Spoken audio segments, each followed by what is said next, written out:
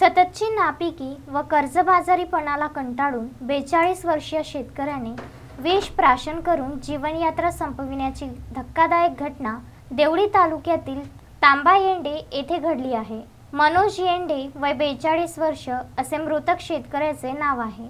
मनोज यांनी 22 सप्टेंबर रोजी त्यांच्या राहत्या घरी विष प्राशन केले।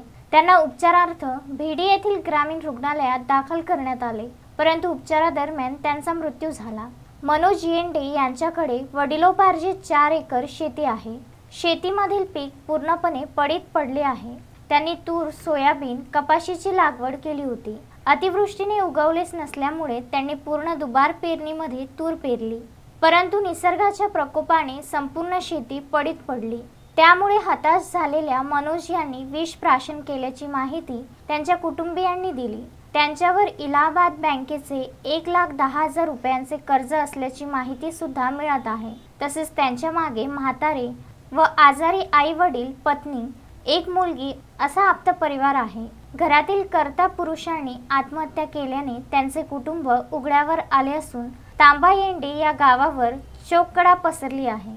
अश्विन शाह, विदर्भ न्यूज, वर्धा।